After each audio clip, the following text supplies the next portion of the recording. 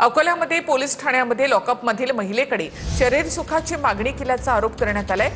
एएसआयने शरीर सुखाची मागणी केल्याचा महिलेने आरोप केलाय। एएसआय राजेश जाधव यांच्या विरोधात विनयभंगाचा गुन्हा दाखल झाला असून निलंबन करण्यात आलेला आहे।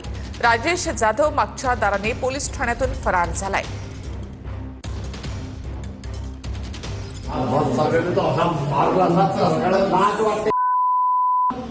वर्दी घातली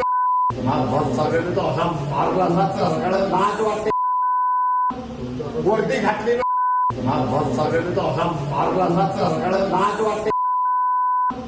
वर्दी घातली। राजेश जाधव नावाचा एएसआय त्या ठिकाणी गेला आणि तो अर्वाच्य भाषेत बोलून तुझ्या मुली सोबत मला पाठव, मला 10,000 रुपये देतो असा अर्वाच्य भाषेत बोलला। ती गोष्ट आमच्या जेव्हा कानावर आली त्यावेळेस आम्ही ताबडतोब लॉकअपला गेलो, त्या महिलेचा जबाब घेतला, सदर एएसआय विरोधात गुन्हा दाखल केला आणि वरिष्ठांना त्याबाबत माहिती दिली। माननीय पोलीस अधीक्षक सरांनी त्याला तात्काळ निलंबित केलेलं आहे। पुढील कारवाई सुरू आहे।